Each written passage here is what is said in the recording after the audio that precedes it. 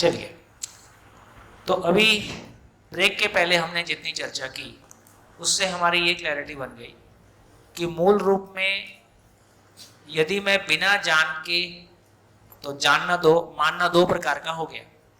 एक मानना वो है जो जानकर मानना है, और एक मानना वो है जो बिना जाने मानना है। तो बिना जाने मानना इसका नाम आस्था है, जानकर मानना इसका नाम विश्वास है।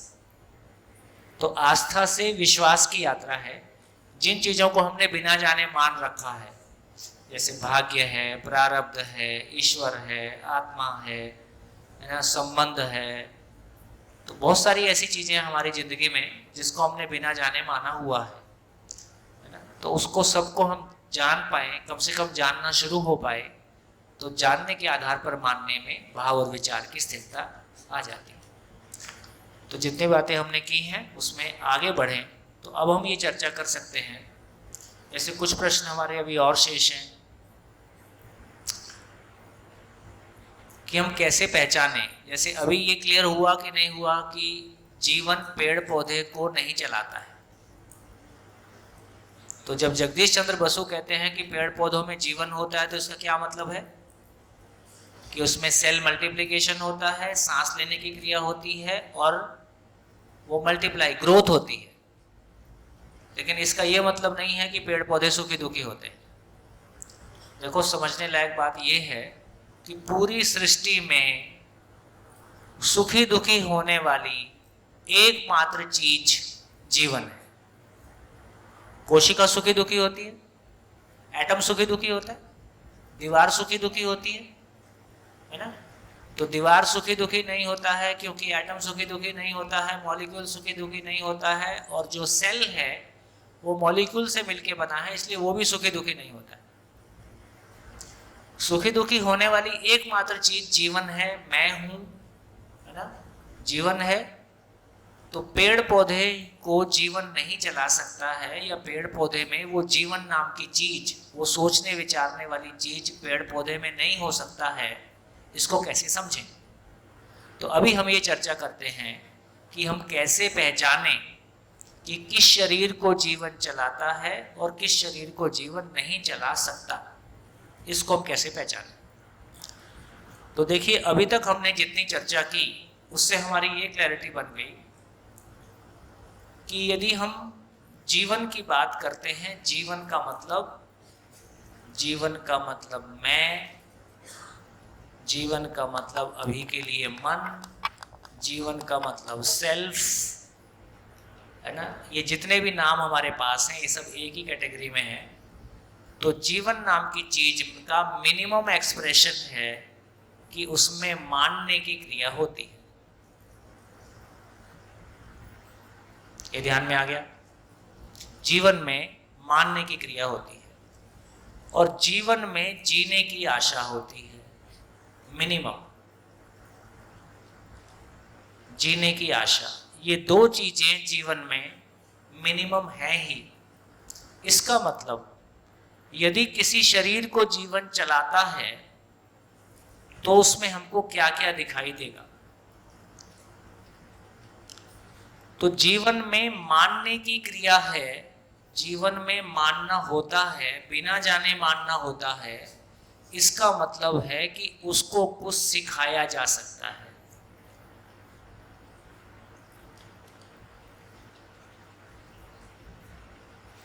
अभी मैं तीनों लिख देता हूं, फिर बात करते हैं। जीवन में जीने की आशा है,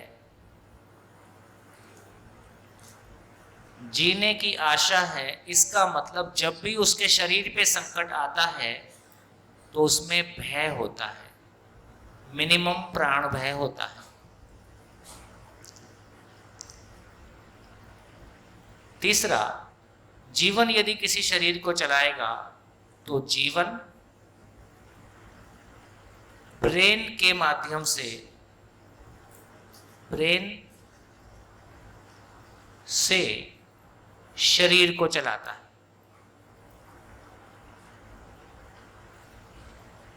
मतलब उसमें ब्रेन होना जरूरी है, ऐसा ब्रेन जो जीवन के संदेशों को शरीर तक पहुंचा सके और शरीर के संदेशों को जीवन तक पहुंचा सके। 3 बातें आपके सामने रखी। कैसे पहचाने कि किसी शरीर में वो जीवन जो मैं हूं वो दूसरे किसी शरीर में है कि नहीं है, उसको कैसे पहचाने। तो 3 बातें आपके सामने लिखी। मैं स्वयं जीवन हूं और अपने जीवन होने से मैंने पहचाना कि मुझ में मानने की क्रिया है, बिना जाने मैं मान लेता हूं। कितनी सारी चीजें हैं जो हमने बिना जाने मान रखी हैं, बहुत सारी चीजें हैं। तो इसका अर्थ यह हुआ, यदि मानने की क्रिया है तो दूसरे को कुछ सिखाया जा सकता है। तो यदि किसी इकाई को हम कुछ सिखा सकें, ट्रेन कर सकें, इसका मतलब वहां भी कोई जीवन नाम की एंटिटी है, क्योंकि एटम को मैं ट्रेन नहीं कर सकता। दूसरी बात, जीने की आशा है और उस पर संकट बनेगा तो वो भयभीत होगा। यदि वो भयभीत होता है, इसका मतलब वहां पे जीवन है। तीसरी बात, जीवन यदि किसी शरीर को चलाएगा तो ब्रेन के माध्यम से चलाएगा। ब्रेन क्या चीज है? शरीर की संदेशों को शरीर तक पहुंचा सके, और शरीर में कोई सूचना है, दर्द है, कोई भी सूचना है, उस तो मुझ तक पहुंचा सके। तो ब्रेन वो चीज है जो जीवन और शरीर के बीच में आदान प्रदान के लिए मैकेनिज्म। अब एक एक करके देखते हैं। क्या पत्थर को कुछ सिखाया जा सकता है? नहीं सिखाया जा सकता। क्या पत्थर भयभीत होता है? नहीं। क्या पत्थर में ब्रेन है? नहीं होता। चलो एक गया। तो पत्थर जैसी किसी चीज में, वो हमको पहले से भी पता है, लेकिन हमने तीनों चीजों को अप्लाई करके देखा तो पता चला कि ये नहीं हो सकता। अब वनस्पति संसार पे आते हैं। क्या वनस्पति संसार को कुछ सिखाया जा सकता है? नहीं। रामलाल आएगा तो एक टहनी मार देना, ऐसा हम नहीं सिखा सकते। तो किसी भी पेड़ पौधे को हम कुछ सिखा दें, ये हमारा पालतू पेड़ है।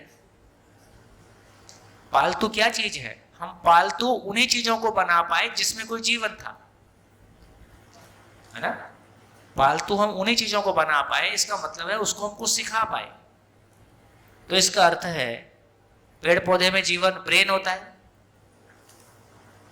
पेड़ पौधे में ब्रेन भी नहीं, वहां बीज होता है, और बीज में वो सारी सूचनाएं होती हैं। इससे पता चला कि पेड़ पौधे में ना तो ब्रेन है, ना भयभीत होना है, ना जीने की आशा है। तो इसका अर्थ है कि पेड़ पौधे को कोई जीवन, वो जीवन जो मैं हूं, जिसमें सोचने समझने की ताकत है, जो सुखी दुखी होता है, ऐसा कोई चीज पेड़ पौधे को नहीं चला सकता, उसकी आवश्यकता भी नहीं है। तो पेड़ पौधे सुखी दुखी नहीं होते हैं, इसलिए आप खाना खा सकते हैं। देखिए कितना बड़ा भ्रम है। मैं साउथ की स्टेट्स को छोड़ दीजिए, नॉर्थ ईस्ट, उत्तर भारत, मध्य भारत और पश्चिम भारत, इतना मेरा घूमा हुआ है। और कहीं भी जाते हैं तो 8 दिन रहते ही हैं, यही करते हैं।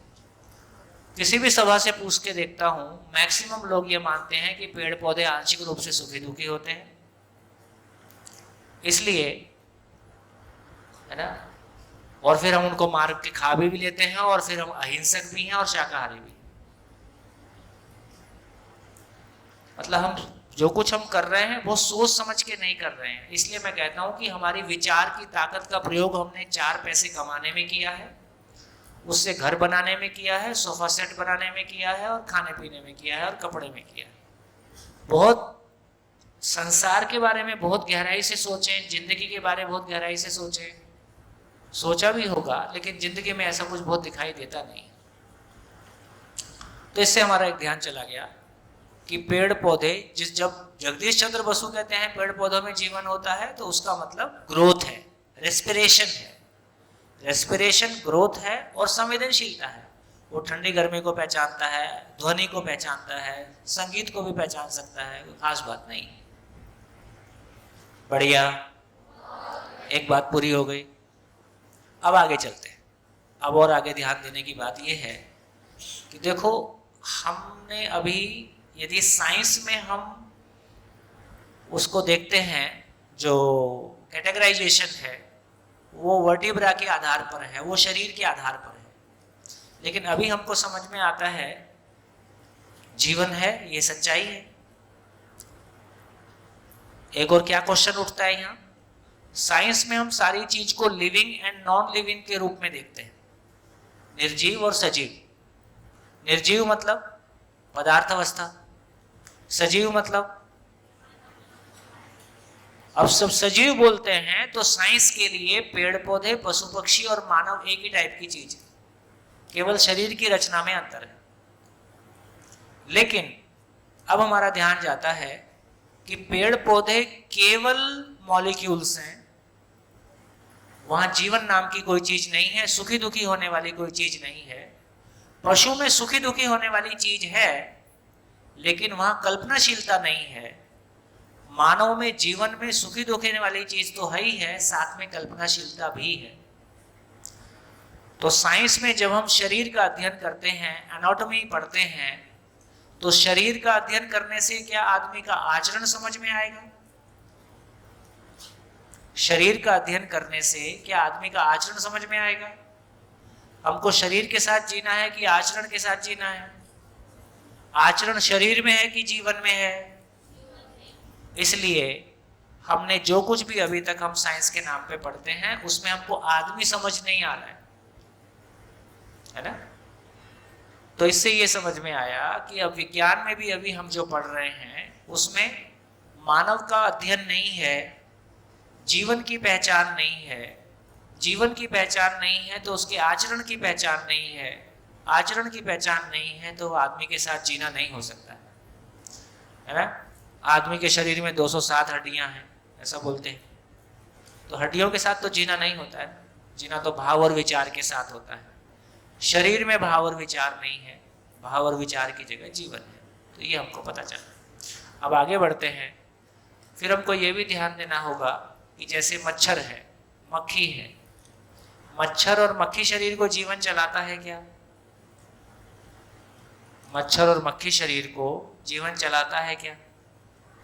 तो अब इस पे ध्यान देते हैं तो फिर हमको ध्यान देना पड़ेगा क्या, और फिर तीनों कंडीशन लगाते हैं। क्या मच्छर को कुछ सिखा सकते हैं? ये हमारे पालतू मच्छर हैं और गेस्ट आए तो मच्छर छोड़ दिए, तो इसका मतलब मच्छर को हम कुछ सिखा नहीं सकते हैं, ये हमको ध्यान में आ गया। मच्छर में विकसित मस्तिष्क है, वो मस्तिष्क जो जीवन के क्रियाकलाप को पहचान सके। मच्छर में जीने की आशा है। मच्छर भयभीत होता है कि नहीं होता है? कितने लोगों को लगता है कि मच्छर भयभीत होता है? हाथ उठाओ।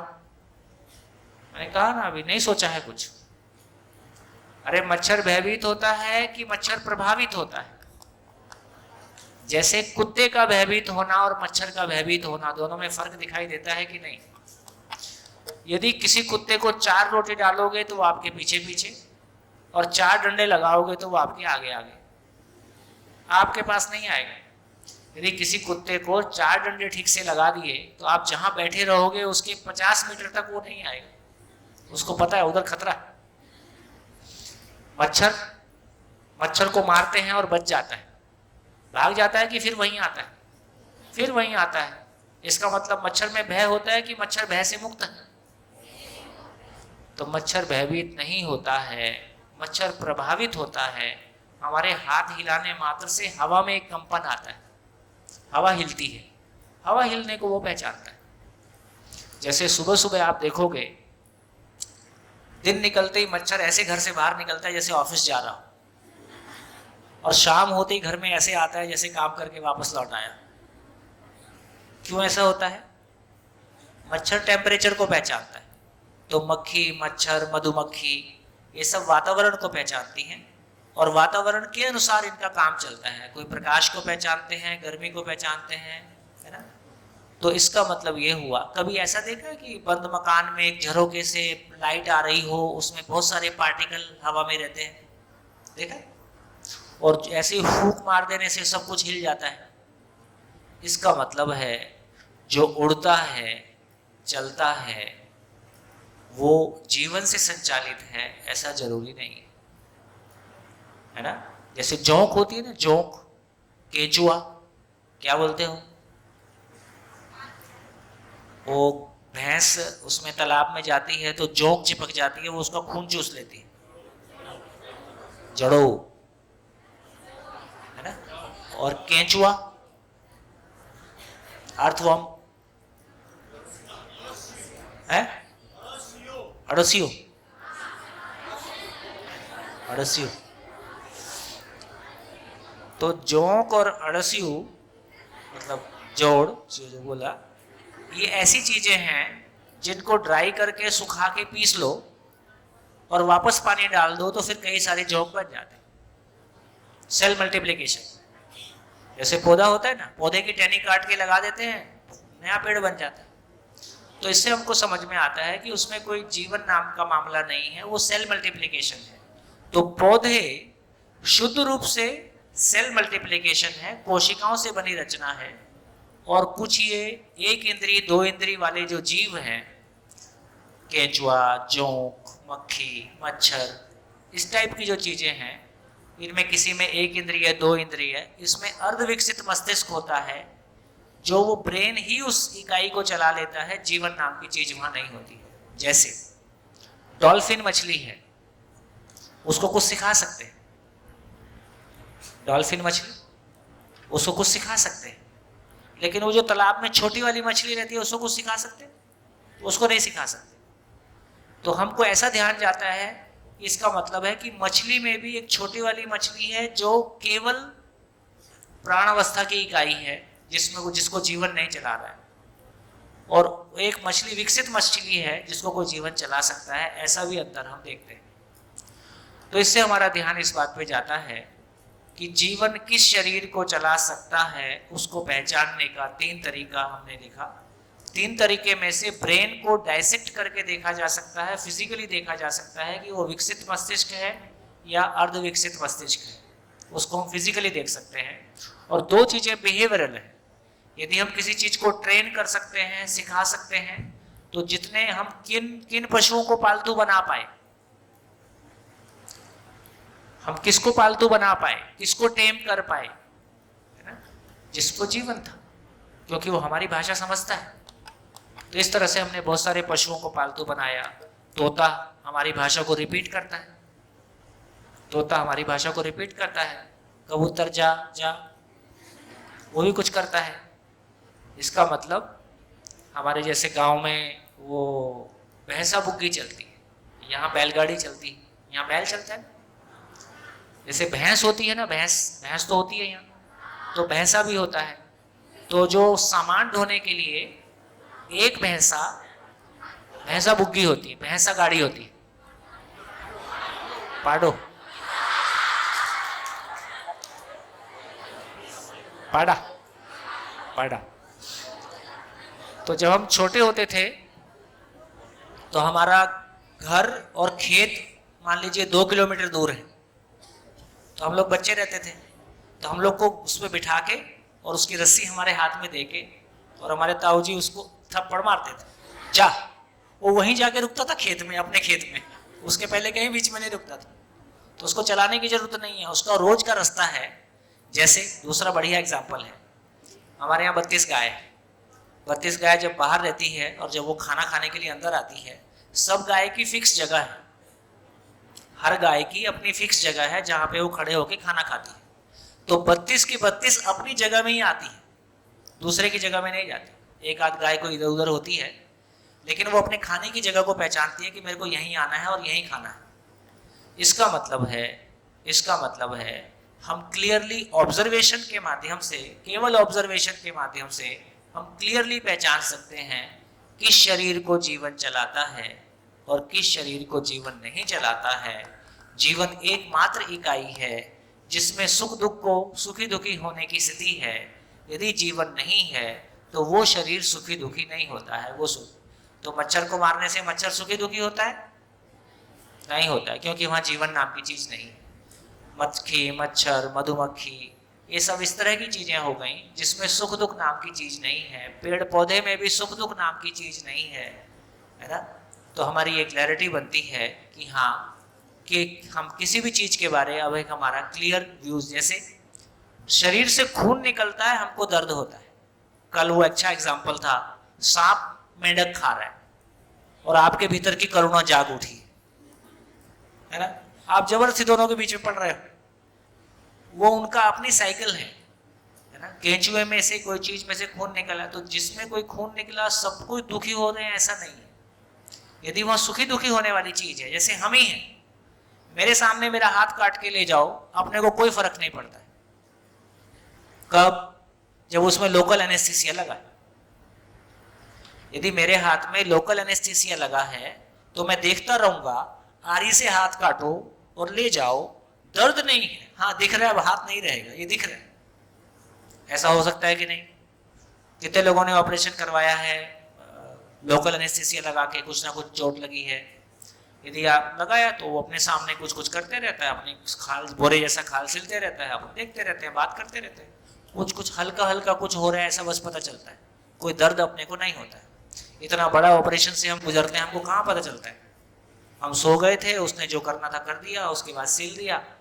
जब वो ठीक होना शुरू होता है, एनेस्थीसिया का असर कम होता है, तब हमको पता चलता है कि अच्छा कहीं दर्द हो रहा है। इसका मतलब क्या है?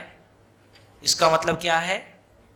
यदि कोशिकाओं में दर्द होता तो लोकल एनेस्थीसिया लगा के हमको दर्द का पता चलता। इसका मतलब है कोशिकाओं में दर्द नहीं होता है, दर्द मुझको होता है। मैं उस अव्यवस्था को महसूस करता हूं। जैसे मेरे घर में कोई आग लगा दे तो मुझको क्यों दर्द होता है? क्योंकि मैंने स्वीकारा हुआ है कि मेरा है। इसका मतलब है जिस चीज को मैंने ये स्वीकारा हुआ है कि ये मेरा है, उसमें कोई भी अव्यवस्था होती है, चाहे मेरी गाड़ी है, चाहे मेरा घर है, चाहे मेरा शरीर है ना, उसमें दर्द या दुख मुझको होता है। सिंपल, क्या समझ में आया? सुखी दुखी होने वाली एकमात्र चीज इस पूरे अस्तित्व में केवल और केवल जीवन है। जहां वो जीवन है वहां सुखी दुखी होना होता है, जहां वो नहीं है वहां सुख दुख का कोई मतलब नहीं है। बढ़िया, क्या समझ में आया? कितने क्वेश्चन का आंसर मिला? जिनको अपने क्वेश्चन का आंसर मिला हो वो बोले किस क्वेश्चन का आंसर मिला। बोलिए। जिस किसी को इस चर्चा में अपने क्वेश्चन का आंसर मिला हो वो बोले कि मेरे को किसी क्वेश्चन का आंसर मिला।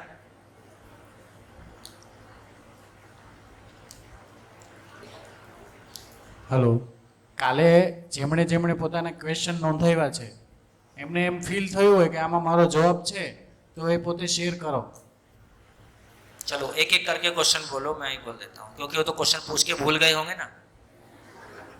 उस समय आता है, उसके बाद अपन भूल जाते हैं, उसके बाद तो सोम भैया की जिम्मेदारी है, हमारा काम तो हो गया। बोलिए। पेड़ पौधे और मानव में जीव है तो फिर उनकी अभिव्यक्ति अलग क्यों है? ठीक हो गया। तो पेड़ पौधे और मानव में जीव को ठीक कर लीजिए। जीव कोई चीज नहीं है, जीवन है। तो बेसिकली मानव में जीवन है, पेड़ पौधे में जीवन नहीं है, इसलिए दोनों की अभिव्यक्ति अलग है, दोनों का सुख दुख अलग है। बोलते जाओ। जब मैं हूँ तो मैं का संचालक कौन है? मैं का संचालक कौन? मैं का संचालन कौन है? तो ये हम कल हो सकता है चर्चा में लाएंगे। देखिए अभी आपकी रुचि जग गई है ना, तो फिर YouTube में पूरे शिविर पड़े हैं, चलते जाइए, सब देखते जाइए, सब उत्तर मिल जाएगा। शरीर का संचालन मन करता है, मन का संचालन वृत्ति करता है, वृत्ति का संचालन चित्त करता है, चित्त का संचालन बुद्धि करता है, बुद्धि का संचालन आत्मा के ज्ञान की रोशनी में होता है, आत्मा परमात्मा में होता है। उसकी चर्चा करेंगे। हाँ जी। प्रकाश पदार्थ अवस्था में आता है? है? प्रकाश पदार्थ अवस्था में आता है? आप ही बताओ, प्रकाश किस में आएगा? प्रकाश किस में आएगा? पदार्थ अवस्था में। पेड़ पौधे संवेदनशील होते हैं? पेड़ पौधे संवेदनशील होते हैं, होते हैं। लेकिन मानव की संवेदनशीलता, मानव में संवेदनशीलता को पहचानने वाला जीवन है। पेड़ पौधे में संवेदनशीलता को पहचानने वाली कोशिका है, सेल है।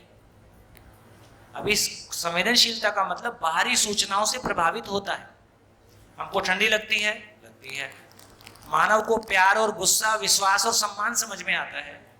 पेड़ पौधे को ये उतना ऐसी वाली चीजें उतना क्लियरली नहीं ध्यान आता। जीव शरीर बदलता है। जीव शरीर बदलता है मतलब जीवन शरीर बदलता है। हाँ, जीवन शरीर बदलता है। जब जीवन है और मरने वाली चीज नहीं है और शरीर मर जाता है तो जीवन रहता ही है, फिर दूसरे किसी शरीर को चलाता है अपनी मनस्थिति के अनुसार। प्राण क्या है और जीव क्या है?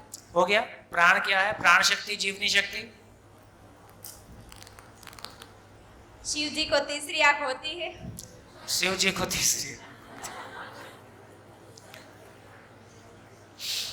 देखिए, तीसरी आंख का मानव में मतलब ज्ञान की आंख है। आज सुबह भी हमने चर्चा किया था, कुछ चीजें हैं जो दृष्टि गोचर हैं, कुछ चीजें हैं जो ज्ञान गोचर है। चमड़े की आंख से जो दृष्टि गोचर चीजें हैं वो दिखाई देती हैं। चमड़े की आंख से जो भौतिक रासायनिक संसार है, फिजिकल वर्ल्ड है, वो ही दिखाई देता है। लेकिन तीसरी आंख का इतना ही मतलब है कि जो चीजें सूक्ष्म हैं, जैसे परमाणु आंख से दिखाई देता है? नहीं देता है। अस्तित्व की तमाम घटनाएं केवल हमको देखने से समझ में आती है? नहीं आती है। तो जो ज्ञान पक्ष है वो हमको तीसरी आंख से समझ में आता है, ज्ञान की आंख से समझ में आता है, उसका मतलब तीसरी आंख। अच्छा, प्रकृति किसने बनाई है? प्रकृति किसने बनाई है? लंच के बाद बनाएंगे, लंच के बाद चर्चा करेंगे। पेड़ पौधों का जीवन शैली कैसा होता है?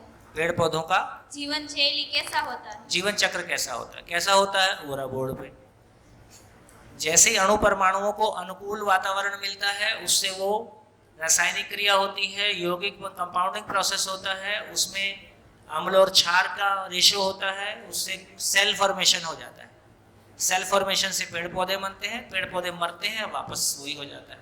ये उनका चक्र होता है। क्या चक्र होता है? बीज, बीज से पेड़, पेड़ से फल, फल से वही बीज, वही बीज से वही पेड़। पेड़ पौधे और मानव की जीवन शैली तो एक है, फिर अलग क्यों है? अलग अलग एक कहाँ है? अलग अलग है। पेड़ पौधे केवल मॉलिक्यूल हैं, केवल एटम है, और मानव जो है जीवन से संचालित शरीर है, जो जीवन स्वयं के होने को प्रमाणित करता है। बहुत अलग, बहुत अलग।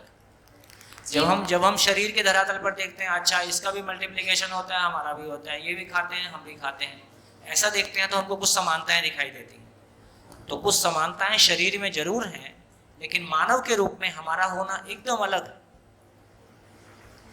जीव कहाँ से आता है और कहाँ जाता है? जीव मतलब जीवन। जीवन कहाँ से आता है, कहाँ से? तो अस्तित्व में ही रहता है, ना आता है ना जाता है, कभी शरीर चलाता है, कभी शरीर नहीं चलाता। जीवन कभी शरीर के साथ होता है, कभी शरीर के बिना होता है। जीवन जीवन के रूप में बना ही रहता है। ऐसे आप सबके कंधे पे 4-4 जीवन बैठे हो, आपको क्या दिक्कत है? ना आपसे खाना मांगता है, ना आपसे कपड़े मांगता है, ना पैसा मांगता है, बढ़िया सुनता होगा, क्या दिक्कत है आपको? आत्मा होती है तो कहाँ जाती है? आत्मा होती है का मतलब है कि मन होता है कि आत्मा होती है। तो जीवन के रूप में हमने एक एंटिटी को पहचाना। जीवन का एक पार्ट मन है जो शरीर को चलाता है, और जीवन का एक पार्ट है आत्मा जो ज्ञान के अर्थ में है। उसकी चर्चा जीवन क्रिया में हो सकता है कल करेंगे। भूत क्या होता है? वो सच में होता है? भूत, कितने लोग भूत से मिलना चाहते हैं? तो लंच के बाद सबको दर्शन कराएंगे। और दूसरा क्वेश्चन है, भूत होता है तो कहाँ रहता है? लंच के बाद बताएंगे।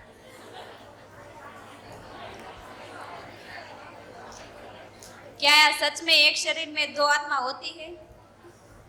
एक शरीर में 2 आत्मा मतलब 2 जीवन होते हैं। होते का मतलब नहीं है। देखो, अभी स्थिति ये हुई कि जैसे एक गाड़ी को एक ड्राइवर चला रहा है, एक गाड़ी को एक ड्राइवर चलाता है, और दूसरा आके ये भी बोल सकता है तुम थोड़ा बाजू में बैठो, मैं चला के देखता हूँ। तो ऐसा हो सकता है कुछ क्षणों के लिए, कुछ समय के लिए, स्थायी रूप से नहीं हो सकता। एट ए टाइम ब्रेन को एक ही जीवन चला सकता है, 2 जीवन के चलाने से ब्रेन गड़बड़ हो जाएगा। तो मानव की ये व्यवस्था है कि एट ए टाइम कोई एक जीवन उस ब्रेन के माध्यम से उस शरीर को चलाता है। प्रकृति का निर्माण हुआ तब पहले वृक्ष आया था कि बीज? देखो, अभी भी हम देखते हैं कि झाड़ियां होती हैं, उसमें बीज नहीं होते, है ना? कुछ झाड़ियां ऐसी होती, धीरे से हम पाते हैं कि, तो देखो इस बात को सुंदर समझने के लिए बहुत एक अच्छी बात हम समझ सकते हैं यहाँ से। अभी एक बार हम पूरी प्रकृति को देखें, पूरी प्रकृति में हम पदार्थ को देखें, तो क्या हम पदार्थ के होने को नष्ट कर सकते हैं? क्या हम पदार्थ के होने को नष्ट कर सकते हैं? है ना, पदार्थ के होने को नष्ट नहीं कर सकते। ग्लास है, उसको तोड़ सकते हैं, उसके टुकड़े हो सकते हैं, लेकिन जिन अणु परमाणुओं से मिलकर गिलास बना है उनको हम अस्तित्व से गायब कर दें, ऐसी हमारे पास कोई व्यवस्था नहीं है। तो इससे एक बार समझ में आया कि पदार्थ अवस्था को नाश नहीं किया जा सकता, रूप परिवर्तन हो सकता है, समाप्त नहीं किया जा सकता, उसका होना रहेगा ही। एक बात समझ में आई। अब आगे चलते हैं। पेड़ पौधे तो नष्ट होते हैं, पेड़ पौधे नष्ट ना हो, पेड़ पौधों की भी परंपरा बनी रहे, इसलिए पेड़ पौधों से बीज बना ताकि एक पेड़ मर जाएगा लेकिन इतने बीज छोड़ के जाएगा कि उस पेड़ की परंपरा बनी रहेगी। जैसे एक नीम का पेड़ आज है, कल नहीं रहेगा, 50 साल 100 साल जो भी होंगे, लेकिन एक अपनी पूरी यात्रा में, अपनी पूरी शरीर यात्रा में एक नीम के पेड़ से कितने बीज पैदा होंगे? एक नीम के पेड़ से कितने बीज पैदा होंगे? लाखों। तो वो नीम का पेड़ नहीं रहेगा, लेकिन इतने बीज अपनी यात्रा में पैदा करके जाता है कि नीम के पेड़ इस धरती पे हमेशा बने रहेंगे। तो इसका मतलब क्या हुआ? जो चीजें नाशवान हैं या परिवर्तनशील हैं, वो अपने अस्तित्व को बनाए रखने के लिए पेड़ पौधों में बीज विधि से अपनी परंपरा को बना के रखते हैं, अपनी परंपरा को नष्ट नहीं होने देते हैं। तो पदार्थ प्राकृतिक विधि से अपने होने को बनाए रखता है, पेड़ पौधे बीज विधि से अपने होने को बनाए रखते हैं, और पशु, एक पशु अपने जीवन काल में इतने बच्चे देता है कि कल वो नहीं रहेगा, लेकिन पशु की परंपरा रहेगी। शेर हजारों साल से है, बकरी हजारों साल से है, कुत्ता हजारों साल से है, कुत्ते रोज मरते हैं, लेकिन उसकी परंपरा बनी रहेगी। तो वंश विधि से पशु अपनी परंपरा को बनाए रखता है। अब मानव में आते हैं। मानव कैसा है? एक मानव अपने शरीर, देखो कितनी सुंदर बात, कि जब तक पिता की जवानी ढलने का समय आता है तब तक बच्चे की जवानी आ जाती है। एक पिता, मान लीजिए 50 साल का जब पिता होता है तो लगभग 20 से 25 साल के बच्चे हो जाते हैं। तो जब पिता की जवानी का ढलने का समय आता है तब तक जवानी बच्चों में आ जाती है। इसका मतलब है जवानी की परंपरा है, बुढ़ापे की परंपरा है, बचपन की परंपरा है। इस धरती पे बचपन हमेशा रहेगा कि नहीं रहेगा?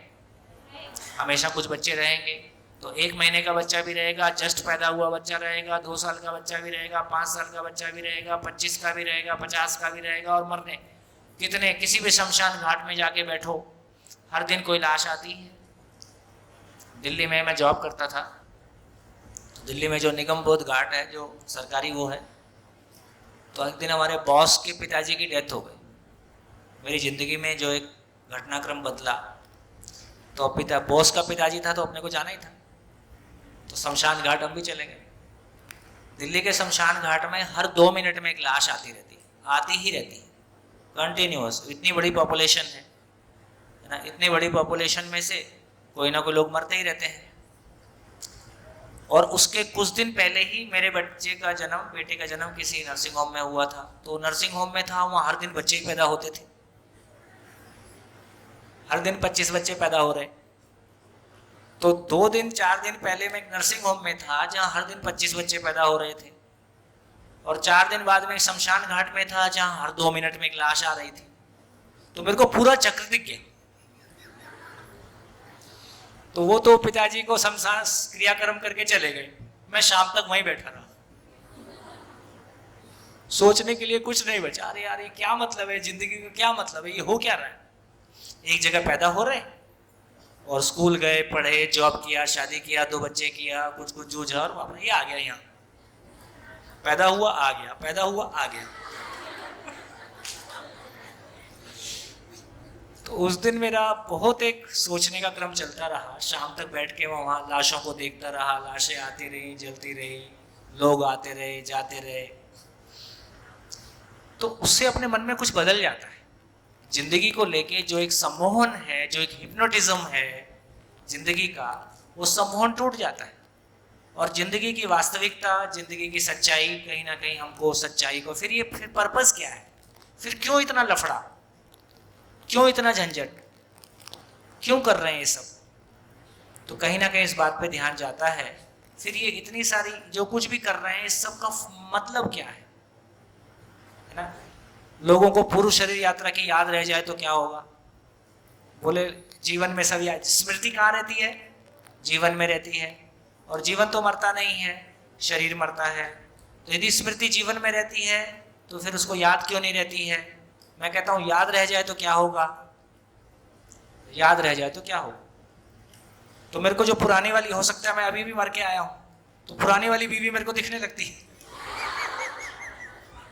पुराने वाला गांव और मेरी जमीन दिखने लगती है, और ये वाला मेरे को फालतू लगता है, और वो मेरे को स्वीकारेगा नहीं, और ये इसको मैं नहीं स्वीकारूंगा, तो आदमी का जीना मुश्किल हो जाएगा। तो जो मेरे को अभी अपने बच्चे लगते हैं, शरीर छूटने के बाद किसके बच्चे, किसकी माँ, किसकी पत्नी, सब गया है ना। किसका जमीन, किसकी रजिस्ट्री, किसका गांव, वो सारी रजिस्ट्री अलमारी में ही रखी रह गई। ठीक है, अपने हाथ तो कुछ नहीं लगा। तो धीरे से इस बात पे हमारा ध्यान जाता है कि जीवन को ना समझने के कारण जो हमारा सम्मोहन है, जिसको हम कभी लोभ बोलते हैं, कभी मोह बोलते हैं, कभी काम बोलते हैं, ये शरीर के साथ जो सम्मोहन है, जो शरीर के बाहर कोई दुनिया हमको दिखाई देती ही नहीं है, तो इसका मतलब है ये सम्मोहन टूटने की जरूरत है, ये सम्मोहन टूटने की जरूरत है।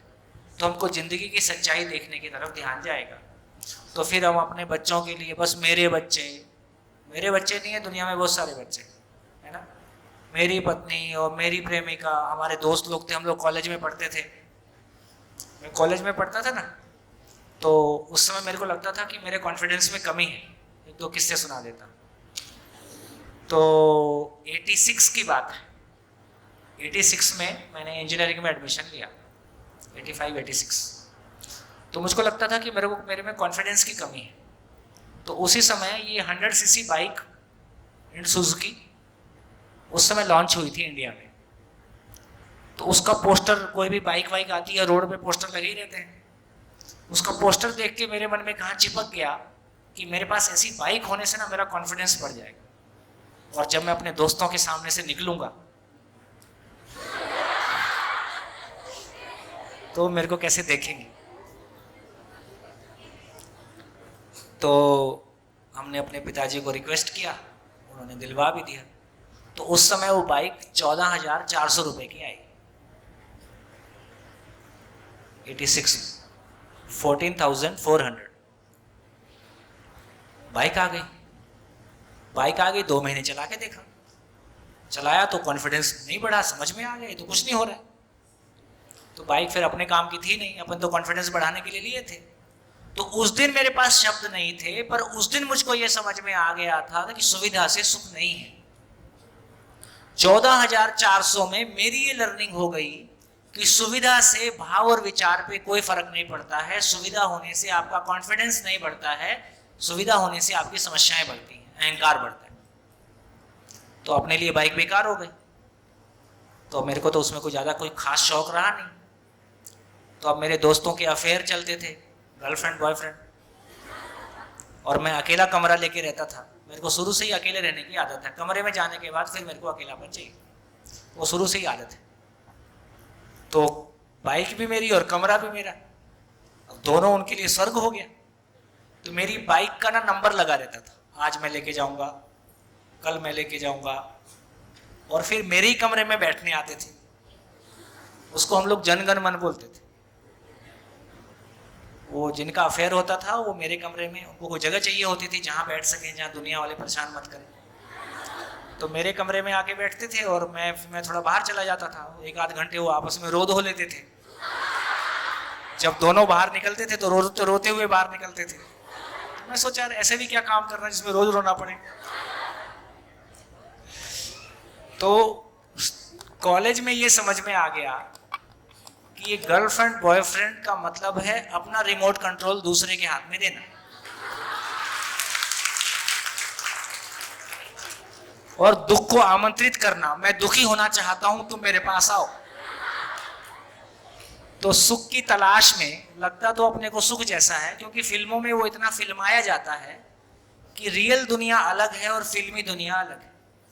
तो उसको देख देख के अपन इतने हिप्नोटाइज हो जाते हैं कि अपने को लगता है कि यही सुख है, जबकि वो अपनी कल्पना बेच के हमारी जेब से पैसा निकालते रहते हैं। हम अपना समय भी देते हैं, पैसा भी देते हैं, और मूर्ख बन के घर आते हैं।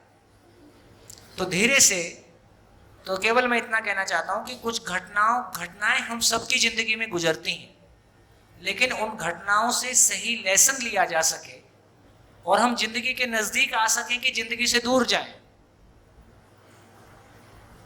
घटनाएं किस बात के लिए है? हम जिंदगी के नजदीक आए कि जिंदगी से दूर जाए? अरे जिंदगी के पास आए कि जिंदगी से दूर जाए? जिंदगी के पास आए। तो यदि आपका ऑब्जर्वेशन वैसा होगा तो आप जिंदगी के पास आओगे, नहीं तो घटनाएं हमको जिंदगी से दूर भी ले जाती हैं। तो इसका अर्थ ये हुआ कि ऐसी तमाम घटनाओं से जब आप लर्निंग लेते हो तो आपको फिर ये सोच में आता है कि अच्छा, फिर इससे कॉन्फिडेंस नहीं आया तो कहां से आए? एक चीज हम सोच रहे थे कि इस ऐसा करने से कॉन्फिडेंस आएगा, ऐसा करने से नहीं आया, इसका मतलब कहीं और से आएगा, इससे तो नहीं आता।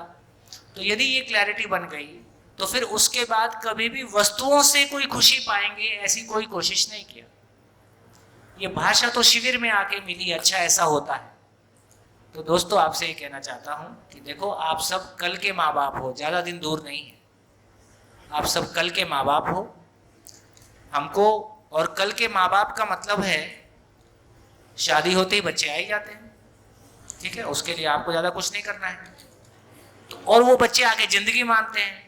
हम बोलते हैं खाकरा वापरा ढोकला खा ले, वो कहता है जिंदगी कहाँ है। तो ये गैप हो गया। कल हम चर्चा कर रहे थे, शुरू में एक बात बीच में उठी थी कि ये शादी क्यों करना है ना, चर्चा बीच में उठी थी। तो शादी क्यों करना है?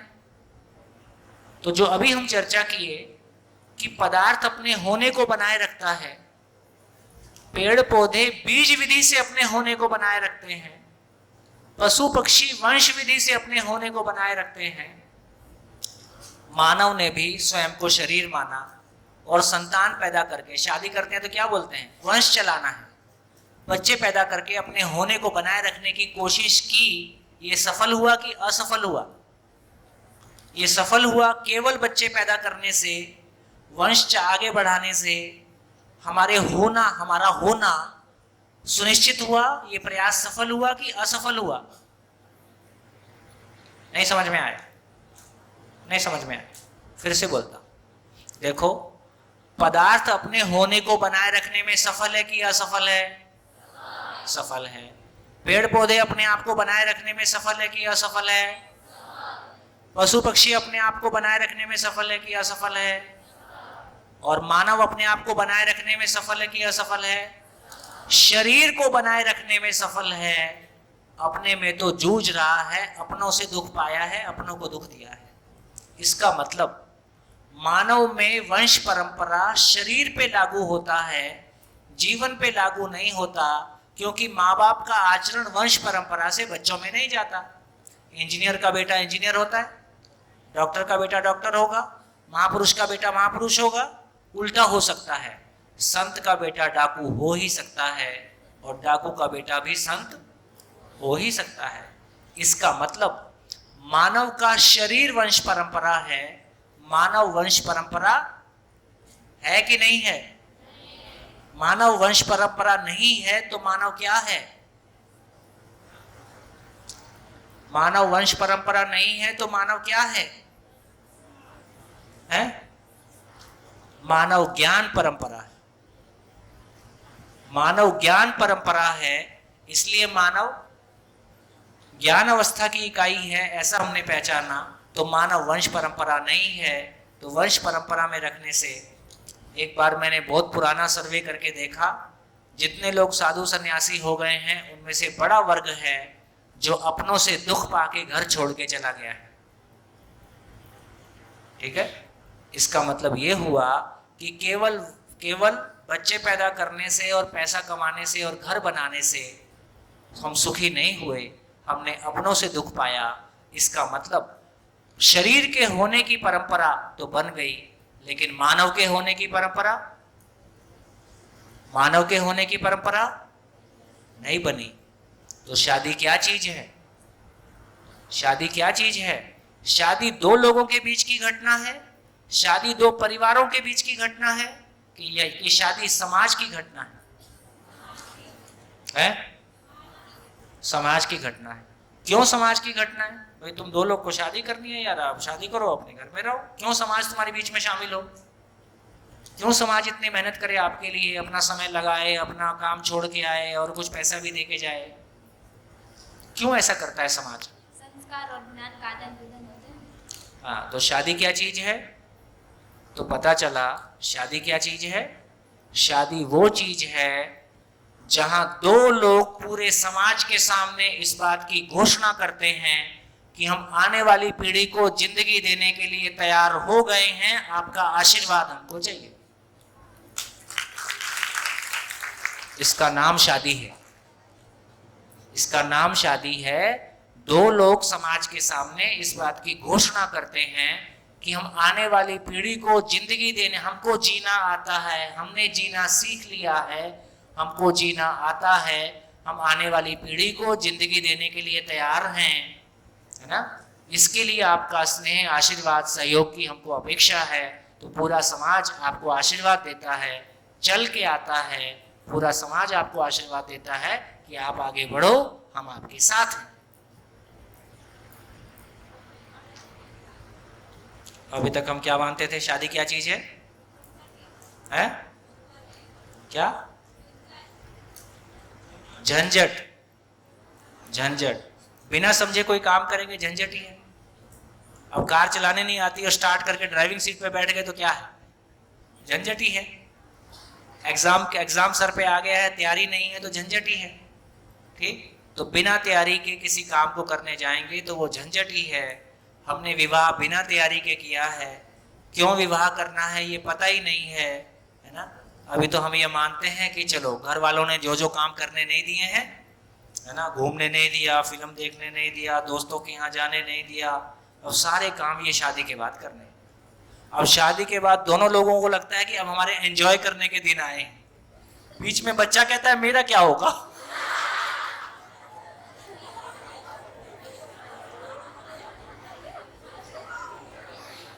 तो बच्चों के बच्चे पैदा हो गए, बच्चों के बच्चे पैदा होते हैं। अभी जब हमारे बच्चे पैदा हो रहे होते हैं तो मानसिक रूप से हम भी बच्चे ही होते हैं। तो बच्चों के बच्चे पैदा हो जाते हैं। बच्चे तो बच्चे को संभाल सकते नहीं, तो बड़े बच्चे छोटे बच्चों को मारते हैं और बड़े होकर छोटे बच्चे ब्याज सहित लौट आते हैं। ऐसी स्थिति। तो क्या समझ में आया? क्या समझ में आया? शादी क्या है? शादी क्या है ना? आदमी बनाने का काम। देखो देखो, बाकी सब चीजें बाजार में मिलती है ना? आजकल तो माँ भी बाजार में मिलती है। हाँ, सोरोगेट मदर ये दिखाते हैं, किराए की माँ। तो आपका गर्भ किराए पे ले सकते हैं, है ना? स्पर्म किसी और का रहता है और माँ किराए की मिलती है। वो अपने पेट में दूसरे का बच्चा पालती है, बच्चा बनाने की फैक्ट्री जैसी है, और 9 महीने बाद बच्चा निकाल के उसको दे देती है, उसको पैसा मिल जाता है। गुजराती में क्या बोलते होंगे? क्योंकि इन शब्दों के ये शब्द हमारी परंपरा में थे ही नहीं, ऐसे उटपटांग काम हमने किए ही नहीं थे, इसलिए वो शब्द भी हमारे पास नहीं है। तो इंग्लिश में उसको बोलते हैं सोरोगेट मदर। ठीक हो? तो इसका मतलब ये है माँ भी किराए की मिल सकती है, ठीक, खाना भी होटल पे मिल सकता है। तो अधिकांश आवश्यकताएं बाजार में पूरी होती हैं। क्या चीज है जो बाजार में पूरी कभी नहीं हो सकती? क्या चीज है जो बाजार में वो आवश्यकता कभी पूरी नहीं हो सकती है? एक ज्ञान भी, जैसे हमारे जैसे लोग ज्ञान भी दे ही देंगे, वो भी बाहर से मिल जाएगा, समाज से मिल जाएगा, बाजार से नहीं मिलेगा तो। लेकिन क्या चीज है जो बाजार से कभी नहीं मिलेगा और हमारी सबसे बड़ी जरूरत है? माइक दो इसको।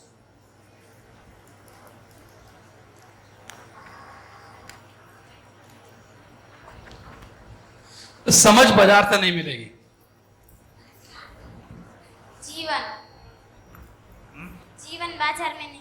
जीवन बाजार में कब? नहीं, देखो वो तो बाजार में क्या हो, तो हम भी उसमें कुछ नहीं कर सकते, वो तो नेचर की चीज है, प्रकृति में बना है, उसमें हम आप कुछ नहीं कर सकते। संबंध में तृप्ति। संबंध में तृप्ति।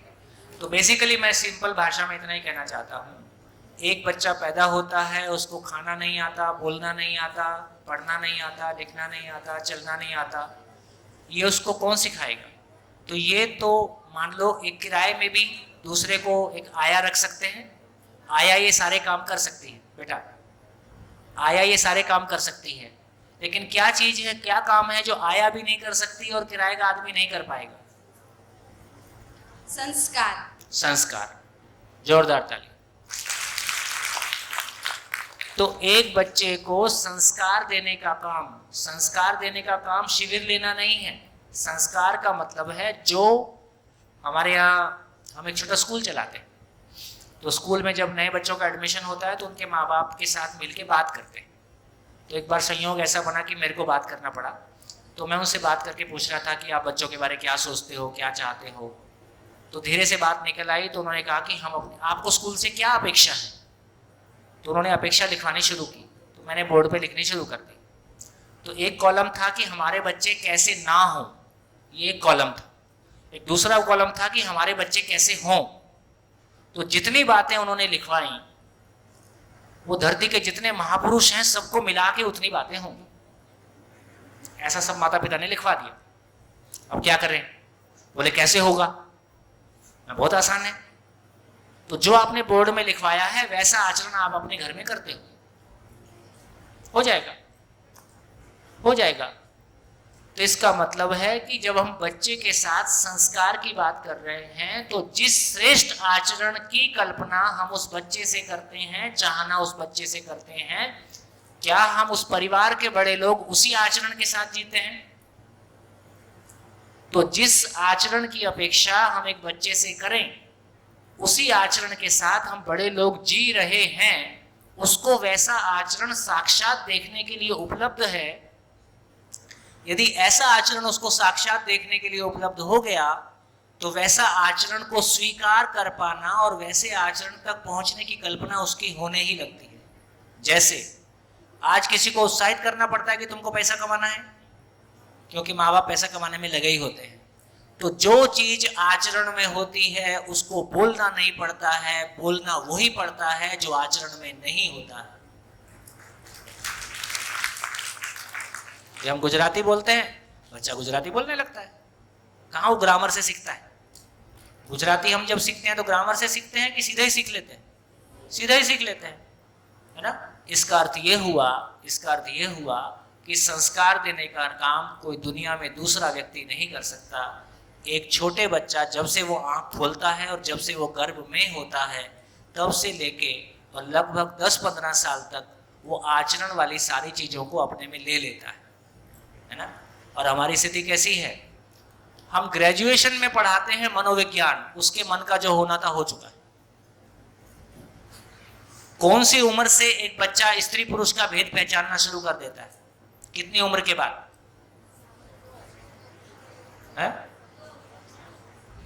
है ना? स्त्री पुरुष का भेद और स्त्री पुरुष की कल्पना उसके मन में आने लगती है। तो ज्यादा नहीं तो कम से कम, है ना, 8-10 साल, 15-10 साल के ऊपर कहना मुश्किल है, उसके नीचे का। तो उसकी मानसिकता तैयार हो चुकी है। कितनी उम्र में एक बच्चा खाने की चीज छोड़ के नोट पकड़ लेता है? दो चीजें दो। छोटा बच्चा रहेगा 1 साल का, वो नोट पकड़ेगा कि खाने की चीज पकड़ेगा? खाने की चीज पकड़ेगा। और कौन सी उम्र में वो खाने की छोड़ देता है, नोट पकड़ लेता है ना? तो 3 साल 4 साल 5 साल जो भी हो, इसका मतलब अर्थशास्त्र समझ में आने लगा है। तो किसी उम्र में उसको तो उसको तो 5 साल के बच्चे को नोट समझ में आ गया है, 5 साल 10 साल के बच्चे को स्त्री पुरुष समझ में आ गया है, उसकी कल्पनाएं दौड़ने लगी हैं, है ना। इसका मतलब है ये मनोविज्ञान ग्रेजुएशन में कराना पड़ेगा कि मनोविज्ञान 5 साल के बच्चे के साथ बात करना पड़ेगा, है ना। हमारा सब उल्टा पुल्टा है। तो इसका हमारा ध्यान गया कि कक्षा 8 के पहले जीने की शिक्षा, कक्षा 8 के बाद जिंदा रहने की शिक्षा। कक्षा 8 के पहले जो बातें सब आपसे हो रही हैं, ये सब कक्षा 8 के बच्चे के पहले पहले बहुत कुछ बहुत अच्छे से हो सकता है।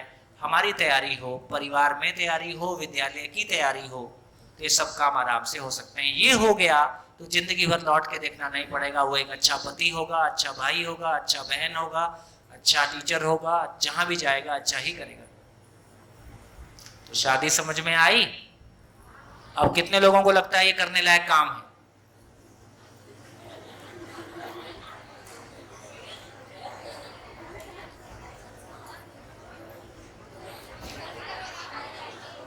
दम निकली हुई है आपकी। सब कायर लोग हो, कायर डरे हुए लोग हो, क्वेश्चन नहीं समझे। मैं ये कह रहा हूं, देखो फिर से रिपीट करता हूं, ये सेंसिटिव मुद्दा है, ये बहुत सेंसिटिव मुद्दा है। पेड़ पौधे पशु पक्षी तक अपनी परंपरा को सुनिश्चित किए और हम डर के भाग जाएंगे। हम क्या सुनिश्चित करेंगे? जैसा मैं इंसान हूं मुझसे बढ़िया इंसान बनाऊंगा, जैसा मैं इंसान हूं उससे बढ़िया इंसान बनाऊंगा। और घर खाने पीने की जगह नहीं है, घर इंसान बनाने की जगह है। अब कितने लोगों को लगता है कि शादी सही अर्थों में करने लायक काम है? ये करने लायक काम है बेटा। यही वो काम है जहां आपको देखो अपना प्रतिरूप, बच्चे माँ बाप बच्चों में क्या देखते हैं? अपना प्रतिरूप देखते हैं। माँ बाप बच्चों में अपना प्रतिरूप देखते हैं। अभी शरीर का प्रतिरूप देखते हैं कि ज्ञान का प्रतिरूप देखते हैं? अभी शरीर का देखते हैं, है ना। ज्ञान का प्रतिरूप देख पाए, इससे कम में तृप्ति नहीं होगी। कुछ लोग हैं जो अपने बच्चों को भौतिक सुविधा भी उपलब्ध नहीं करा पाते, उनका मन कितना खराब होता होगा। मेरे बच्चे को कोई चीज की जरूरत है और मेरी स्थिति नहीं है उपलब्ध कराने की, तो मेरा मन खराब होगा कि नहीं होगा? मन खराब होगा। मेरे बच्चे को भौतिक वस्तु की जरूरत है और मैं उपलब्ध करा सकता हूं, तो मैं खुश होता हूं कि नहीं? मेरे बच्चे की जो भी जरूरत थी, बल्कि वो मांगता नहीं है, उससे पहले मैं खरीद के लाके देता हूं। तो मेरे बच्चों के लिए जो भी उनकी जरूरत है वो पूरा करने से माँ बाप को खुशी होती है कि नहीं होती है? होती है। मेरे बच्चे की आचरण की जरूरत है और मैं पूरा नहीं कर पा रहा हूं, इसका दुख होगा कि नहीं होगा?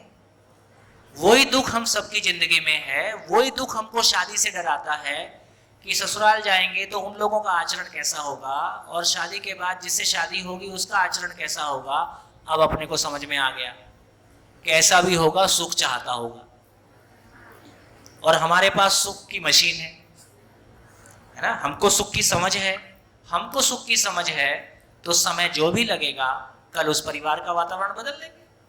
देखो, हॉल के अंदर तक लाने की जिम्मेदारी आपकी, आगे रिजल्ट देने की जिम्मेदारी मेरी। हॉल के अंदर ले भराओ, वहां तक हॉल के अंदर लाने तक की जिम्मेदारी आपकी है। तो ऐसा हमने कितने परिवारों के साथ करके देखा। जो परिवार माता पिता बच्चे सब एक साथ शामिल हो पाए, उन परिवारों में 7 दिन में वो चेंज आ जाता है जो आप पूरी जिंदगी कल्पना नहीं कर सकते, क्योंकि एक लाइन पे आ जाते हैं। अभी आप समझ के जा रहे हो, घर में थोड़ी समझा पाओगे। अभी घर वालों को सोचने का तरीका कुछ और है, हमारा सोचने का तरीका कुछ और है, और हम भी पूरा नहीं समझे हैं। क्या लगता है, आशा की किरण है कि नहीं है? आशा की किरण है। अब आपकी दम लगाने की बारी। देखो, शिविर में जो शिविर ले रहा होता है और जो शिविर ऑर्गेनाइज करते हैं वो दम लगाते हैं। अब दम लगाने की बारी आपकी है कि हमको एक रास्ता दिखाई दिया है अच्छी बात है कि YouTube पे सब कुछ निःशुल्क रहता है, उपलब्ध रहता है, घर में बैठ के घर वालों के साथ देख सकते हैं।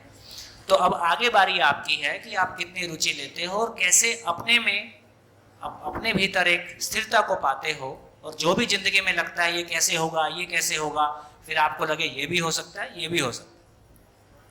एक समय था जब हमको जिंदगी पहाड़ दिखाई देती थी, है ना। आज हमको लगता है जिंदगी बहुत आराम का काम है, सब कुछ बहुत आराम से हो सकता है, हो रहा है।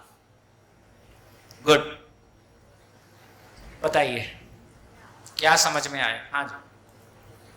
ये अभी जो समझ बनी ये शादी के मामले में, तो मैं मेरी शादी के शुरुआत के दिन की बात करता हूँ कि शादी के शुरुआत के दिन की बात करता हूँ हाँ। कि बच्चे को एडमिशन लेना था, तो घर में था गुजराती मीडियम इंग्लिश मीडियम।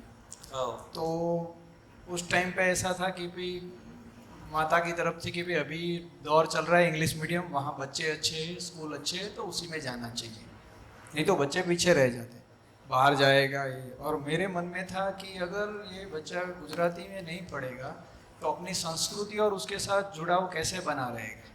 तो लास्ट में तो आपको पता ही है कि हम लोग हथियार डाल देते हैं और हमने इंग्लिश मीडियम में दाखिला करवा दिया।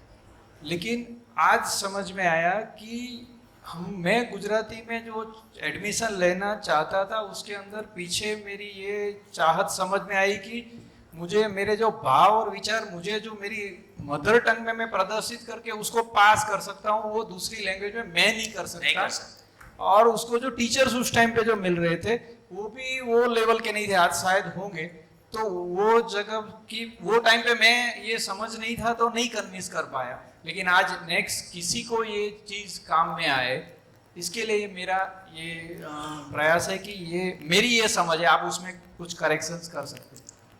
देखिए, मैंने मेरे लगभग 30 साल का सामाजिक जीवन हो गया।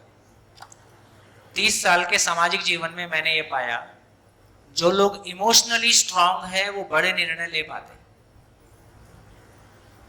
इमोशनली स्ट्रांग, भावनात्मक रूप से जो लोग संपन्न हैं, भावनात्मक रूप से जो लोग मजबूत हैं, वो जिंदगी के मैदान में ज्यादा सफलतापूर्वक जीते हैं, ज्यादा बड़े निर्णय ले पाते हैं, रिस्क ले पाते हैं, आगे बढ़ पाते हैं।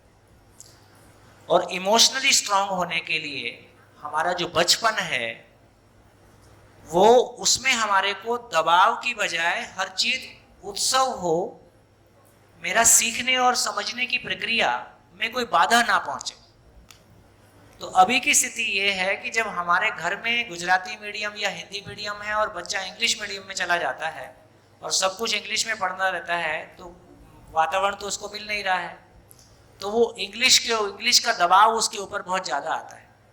और मैं ये कहना चाहता हूँ कि अधिकांश बच्चे इंग्लिश मीडियम में पढ़े हुए ना हिंदी ठीक से लिख पाते हैं, ना इंग्लिश ठीक से लिख पाते हैं। कुछ बच्चे हर जगह अच्छे होते ही हैं, इसका मतलब ये हुआ कि उसकी पढ़ाई से रुचि खत्म हो जाती है। तो बचपन में उसका पढ़ाई के प्रति रुचि जगे, उसका कॉन्फिडेंस बने, वो चीज़ों को अपनी मातृभाषा में समझना उसके लिए बहुत आसान है। इसलिए लगभग ये तथ्य गलत नहीं है कि प्राइमरी एजुकेशन मातृभाषा में हो, ये उचित है। साथ में यदि आगे चल के इंग्लिश लेना ही पड़ेगा मान लो, तो इंग्लिश को पीछे से हम कवर करके चलें एज ए सब्जेक्ट, जितना अच्छा कवर करके, जितना उस पर ज़्यादा ध्यान दे सकते हैं, जो कुछ उसके लिए करना करके चलें। लेकिन उसका बाकी सारा एजुकेशन यदि मातृभाषा में होता है तो उसके लिए उन बातों को समझना, अपने भाव को व्यक्त कर पाना। अभी जैसे अभी अपन हिंदी में शिविर कर रहे हैं तो बहुत सारे लोग हैं जो गुजराती में बहुत कुछ कह सकते हैं, लेकिन हिंदी बोलने के दबाव में फिर वो चुप रहते हैं। ऐसे ही जो हिंदी वाले हैं वो अंग्रेजी के दबाव में चुप रहते हैं, तो इससे हमारा व्यक्तित्व कुंठित होता है। तो जैसे जैसे हमारी समझ बनेगी तो हम अपने बच्चों के लिए तो कोई बात नहीं, इंग्लिश पे ध्यान देना है उसको भी कवर कर लेंगे। और ज़रूरी नहीं है कि सभी को बहुत बेहतर इंग्लिश की ज़रूरत ही हो, इंग्लिश से ही काम चलता है ऐसा भी नहीं है। लेकिन मूल में उसकी अपनी समझ, उसका कॉन्फिडेंस लेवल, किसी बात को समझने का कॉन्फिडेंस लेवल, अपनी बात को कहने का, वो उसमें पूरा हो जाए तो ये उचित है कि मातृभाषा में, अभी न्यू एजुकेशन पॉलिसी में वो आ भी गया है कि प्राइमरी एजुकेशन मातृभाषा में हो, तो ठीक भी है। हाँ जी, मैं तो बच्चों से पूछ रहा हूँ, बताओ भाई शादी को लेके कुछ क्लैरिटी बनी नहीं बनी? कितने लोगों को शादी को लेके क्लैरिटी बनी है ना? तो शादी करने की क्या जैसे जॉब की एक क्वालिफिकेशन होती है, आप कहीं टीचर बनने जाओगे, किसी कंपनी में जाओगे, तो कोई भी जॉब करोगे उसका कोई क्वालिफिकेशन होता है कि नहीं होता है? होता है। तो शादी करने का मिनिमम क्वालिफिकेशन क्या होता है? शादी करने का मिनिमम क्वालिफिकेशन क्या होता है? क्या होगा? क्या होगा? शादी का भी कोई क्वालिफिकेशन होगा कि नहीं होगा? देखो, 2 वक्त की रोटी कमाने जाते हैं, उसका क्वालिफिकेशन है। दूसरे को जिंदगी देने जा रहे हैं, उसका कोई हमारा क्वालिफिकेशन नहीं है। शादी होगी मतलब बच्चे होंगे, बच्चे जिंदगी मांगेंगे, तुम बोलोगे डोकला खा लो, है ना? तो हम दूसरों को जिंदगी देने जा रहे हैं, उसकी हमारी कोई तैयारी नहीं है। तो जिनके पास जिंदगी आ गई है, जिंदगी मुझको जीना आता है, ये शादी की तैयारी है। क्यों जीना है, कैसे जीना है की समझ है मेरे पास, ये जीने की तैयारी है, फिर आपको परेशानी नहीं होगी। अच्छा, नमस्कार सर। नमस्कार। आपने पहले दिन बच्चों को बताया था कि शादी किसको करना है, तो सबने किसको नहीं करना है, सबने 75% बच्चियों ने बताया तो मेरे को शादी नहीं करना है। अभी आपने बताया है कि भाई शादी किसको समझपूर्वक करना है, तो मेरे ख्याल से 75% और 80% बच्चियों ने बताया कि हम समझपूर्वक शादी। तो पहले दिन मुझे एक शौक लगा था कि बच्चियां ऐसी विचारेंगे तो समाज का क्या होगा, लेकिन उसका सॉल्यूशन, उसका जवाब मुझे मिल गया है। बहुत बढ़िया। हाँ जी, पीछे माइक दीजिए, पीछे एक माइक। हाँ बोलिए, आप बोलिए। तो यही है कि भैया कि मेरा उम्र एक्चुअली 33 है। मेरे उम्र 33 है। 33 है। हाँ जी, सुनिए। मैंने शादी नहीं किया अभी तक। हाँ। आपके बात सुन के अभी लगा तो अभी ये तैयारी में 3-4 साल और लग जाएगा। तो कैसे, मतलब अपने लिए रास्ता कैसे? नहीं, अपनी संभावना को ले आओ और दोनों मिलके समझने का काम करो और फिर शादी कर लेना। नहीं, तब तक मतलब उम्र अगर बहुत समाज के हिसाब से आगे जाता है। कोई बात नहीं, जो आपको ठीक लगे, जैसा ठीक लगे, पर ये उचित है। तो जो लोग जिनकी शादी पुरानी है वो अपना लाइसेंस रिन्यू कर लें, है ना? बिना ही समझे शादी कर लिए थे तो वो भी अब समझ के अपना ठीक कर लें, और जिनकी नहीं हुई है वो अपनी तैयारी के साथ करें। शुभकामनाएं। नमस्ते भैया। जीने के लिए समझ की ज़रूरत है और कैसे जीने के लिए कौशल, वो आपने एक बार बताया था शिविर के दौरान। तो सवाल ये है कि हम अभिव्यक्त भी करते हैं अपने भाषा के ज़रिए। तो कला जो है, कला किस प्रांत में आता है? वो कौशल है या जीने के प्रांत में आता है? क्या चीज़? कला मतलब कोई भी गाने की कला बोलो या कुछ, सब कौशल सब कौशल में है। सब कौशल। बट इससे क्या वो व्यक्ति खुद को अभिव्यक्त, खुद मतलब गाना उसको अकेले में गाना है, समझो अच्छा लगता है, तो ये अच्छा क्यों लगता है? वो खुद को क्या जताना चाहता है? जीने में कहाँ उसका पार्ट आता है? वो कहते हैं ना, वो दिल बहलाने के लिए गालिब ख्याल अच्छा, काम नहीं चलता ये सबसे। कितना भी गा लो, कब तक गाओगे? गाना क्यों है पहले ये भी पता हो। अभी की स्थिति ठीक है कि अपना मन बहलाने के लिए जो करना है कर लो। फाइनली गाना क्यों है? तो जीने की समझ बनेगी। तो जीने की समझ को दूसरे तक पहुंचाने के लिए गाना भी एक तरीका है, नृत्य भी है, नाटक भी है, वो सारी चीजें सजेंगी। अभी तो गानों के माध्यम से हम फुहड़ता परोस रहे ना, जीना ना बने वो गानों में दे रहे। पर्पस पहले तय होगा, पेंटिंग का पर्पस, गाने का पर्पस, नाटक का पर्पस, कविता का पर्पस, हर चीज का पर्पस होगा ना। पर्पस के साथ जब वो चीज होगी तो मीनिंगफुल होगी। हाँ जी। मेरे 2 सवाल हैं। थोड़ा माइक पास में रखें। हेलो। आपका परिचय देते हुए बोलें। मेरा नाम सृष्टि है। मैंने मनोविज्ञान में ग्रेजुएशन किया है। तो मेरे आपसे 2 सवाल हैं कि पहला कि अगर कोई 2 लोग एक दूसरे से प्रेम करते हैं तो समाज उसको शादी के बगैर स्वीकारता क्यों नहीं है? दोनों को क्लैरिटी हो तो हम इस पे बात करेंगे। हो सकता है शाम को बात करेंगे या कल बात करेंगे, है ना? ये बात बिल्कुल ठीक है, लेकिन इस पे बात करने की ज़रूरत है। हाँ जी। और दूसरा सवाल कि जैसा आपने कहा सरोगेसी को ऊटपटांग क्यों माना जाता है? हाँ, वो समझना पड़ेगा कि उसकी आवश्यकता कितनी है। मेरे लिए पैसा इम्पोर्टेंट है, करियर इम्पोर्टेंट है, इसलिए मैं दूसरे को वो कर लूँगा, तो ये दोनों के लिए उचित नहीं बैठता है। एक बार पूरे जब जिंदगी को समझेंगे, उस पूरे जब 9 महीने उस पूरे प्रोसेस से माँ गुजरती है तो उसके भीतर माँ जन्म लेती है। जब वो बच्चा दूसरे ने कर दिया तो उसके भीतर तो माँ जन्म लेगी कि नहीं लेगी ये भी पता नहीं है। लेकिन अगर मतलब ज़रूरी नहीं है ना कि हर कोई वो ऑप्शन तभी चूज़ करे क्योंकि उसको करना नहीं है। अधिकतर लोग इसलिए चूज़ करते हैं क्योंकि वो फिजिकली कर नहीं सकते। हाँ, जो नहीं कर सकते फिर कोई बात ही नहीं, उसमें कोई गलती नहीं। हाँ जी, और बोलिए। हेलो। शुरू में जब सब लड़की ने हाथ किया था कि हमें शादी नहीं करनी है, आवाज तो में समझ नहीं पाया।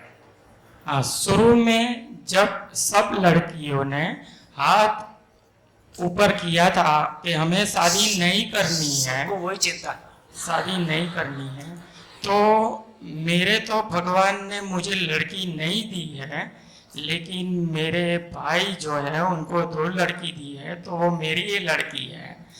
तो मेरे अंदर एक आँख में से आंसू निकल गए थे कि हमने ऐसा क्या गलती कर दी कि जिसकी वजह से हमें आज ऐसा सत्य प्रकाशित हुआ।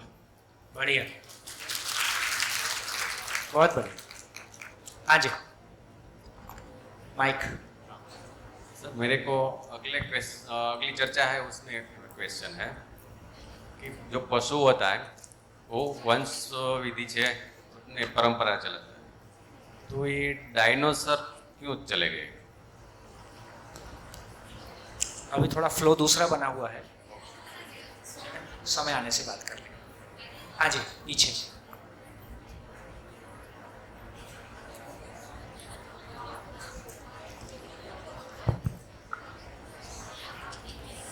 सर मेरा नाम जयेश कंजारिया है।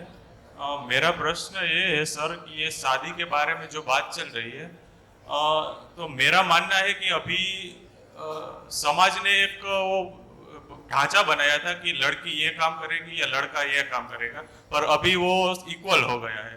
तो शादी के मामले में ये हो रहा है सर कि लड़का जॉब करता है और लड़की भी जॉब करती है, और दोनों लोग जॉब करते हैं, तो फिर ये परिवार की जवाबदारी है उसमें वो बहुत अव्यवस्था हो जाती है, ऐसा मुझे लगता है। तो इसमें समाज ने कुछ बनाया होगा तो सोच के बनाया होगा, पर मेरा मानना ये है कि सर अभी लड़की कोई जॉब करने की इच्छा है तो वो भी अपने सुख के लिए करती है, तो उसको हमें रोकना नहीं चाहिए, मेरा ऐसा मानना है। तो क्या ऐसा कर सकते हैं हम कि लड़का जो है वो भी घर काम सीख ले और वो जवाबदारी निभा सके, ऐसा कर सकते हैं क्या?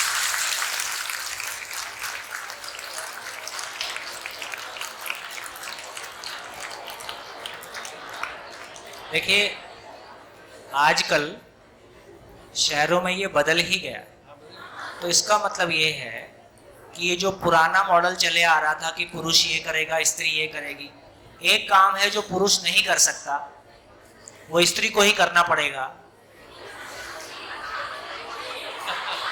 हाँ सर, माँ बनना और फीडिंग की जो प्रक्रिया है वो स्त्री को ही करनी पड़ेगी। तो इसका मतलब है कि जन्म देने की घटना, तो जन्म देने की घटना और फीडिंग का काम जो कर सकता है उसका नाम स्त्री है।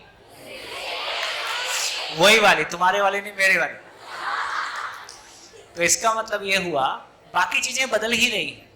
अभी लगभग स्थिति ये है कि अभी जो शहरों का चलन देख रहा हूँ तो उसमें ऑटोमेटिकली ये बात आ रही है, दोनों में समानता का भाव, दोनों में जो, मैं उसको बराबरी नहीं बोलूँगा, पूरकता का भाव, कॉम्प्लीमेंट, एक दूसरे को कॉम्प्लीमेंट करते हैं। तो जहाँ पति पत्नी अब दोनों दो दोस्त की तरह से हैं, दोनों एक दूसरे को कॉम्प्लीमेंट करते हैं, दोनों एक दूसरे को सहयोग करते हैं, और वो पुराना वाला स्ट्रक्चर अब टूट रहा है। तो ठीक है, पुराने समय तक हमारी एक तरह की जो मान्यता थी उसके आधार पे हम यहाँ तक चले आए। जैसा कि आज सुबह अपन चर्चा किए, मानव जितने सुख के साथ जी रहा होता है उससे अधिक की कामना के साथ होता है, इसलिए वो आगे बढ़ता है। तो हम आगे बढ़ ही रहे और ये समझ होने से उसमें और जल्दी बढ़ेंगे। अभी क्या दूसरे प्रॉब्लम आने शुरू हो गए हैं। अभी तक लड़कों ने मनमानी किया, अब लड़कियां मनमानी पे उतर आई, तो रात को 2 बजे तक तुम बच्चा देखोगे, उसके बाद मैं देखूंगी। ये 50-50 वाला काम हो रहा है। ये तुम सब्जी तुम काटोगे, छौंकूंगी मैं, हो गएगा काट मैं दूंगा, छौंकू। तो इसका मतलब ये ऐसा बंटवारा नहीं होगा, लेकिन परस्पर सहमति से एक घर चलाना है। तो परस्पर सहमति से हम प्यार से कैसे, तो मैथमेटिकली बंटवारा होगा कि प्यार से सहयोग होगा। जिंदा रहने के धरातल पर, जैसा कि आपने कहा, जब दोनों को जॉब करनी है और दोनों अपनी इच्छाओं की पूर्ति करना चाहते हैं और जिंदगी से ज्यादा जॉब इंपॉर्टेंट है, जिंदगी से ज्यादा करियर इंपॉर्टेंट है ना, तो फिर ये मैथमेटिकल बंटवारा होता है। ये मैथमेटिकल बंटवारे में रिश्ता ध्वस्त हो जाता है। तो मैथमेटिकल बंटवारा तो हो गया, बैंक दोनों का अपना अपना, पैसे दोनों के अपने अपने, फ्रेंड्स दोनों के अपने अपने, जीना दोनों का अपना अपना, घर बस एक है। तो इसका मतलब है कि जीना समझ में आ जाए तो हम तमाम वो सारे काम जो अभी सोच रहे हैं, फिर जॉब कैसी करनी है, घर की कीमत पे जॉब करनी है या घर समृद्ध हो जाए इसके लिए जॉब करनी है ना। अभी पिछले दिनों वो तो बहुत पॉपुलर हुआ था, बेंगलोर का एक केस था, कुछ साल हो गए। पति पत्नी दोनों जॉब करते थे, बच्चा आया के पास रहता था। एक दिन दोपहर में मार्केटिंग करने चले गए तो बच्चा किसी के पास भीख मांगता हुआ पाया गया। तो क्या गलत किया? आया ने किसी को भीख मांगने के लिए बच्चा दे दिया, उसने भी पैसे ले लिए। जब हमारे लिए पैसा ही सब कुछ है तो बच्चा घर में रहे, नॉन प्रोडक्टिव हो, तो उस बीच में वो भी किसी की गोदी में जाके किसी को पैसा मिल सकता है, बच्चा भी पैसे कमा रहा है। तो उस दिन वो हमको झटका लगा। ऐसे तमाम लोग हैं जो अपने बच्चे किसी के सहारे घर में छोड़ के जाते हैं, आया उसके साथ अत्याचार करती है या गलत करती है, ऐसे भी तमाम घटनाएं हैं। फिर हमको सोचना पड़ेगा ना कि किस कॉस्ट पे क्या इंपॉर्टेंट क्या चीज है। तो यदि हमारा ध्यान इस बात पे जाएगा कि जिंदा रहना जीने के लिए है कि, है ना, कि जिंदा रहना ही सब कुछ है, तो फिर वो चीजें सेटल हो जाएंगी, कौन सी चीज क्या चीज के लिए इंपॉर्टेंट है। और सर, अगर लड़की की जॉब करने की ही इच्छा है और उसको, मुझे पता चल गया कि जीवन क्या है, तो मुझे पहले उसको बताना पड़ेगा ना कि जीवन क्या है, फिर उसका इम्पोर्टेंस, तो अपने आप वो जॉब के प्रति वो हो जाएगी और सब सेटल हो जाएगा। देखिए, किसी एक शिविर में किसी एक महिला का कमेंट बता रहा हूँ, उसने कहा कि यदि ये पूरे शिविर को देख के जो बात समझ में आ रही है और यदि एक पति पत्नी को समझ में आ गया कि हमारी आवश्यकता कितनी है, तो पत्नी का जॉब करने का मतलब है किसी एक की जॉब खाना। आपको जॉब की जरूरत नहीं है, आपके घर में पति के कमाने से पर्याप्त आ रहा है। यदि ऐसी स्थिति है तो पत्नी को ही जॉब करने का माना है तो पत्नी जॉब कर ले, पति आराम से मेरे साथ आ जाए।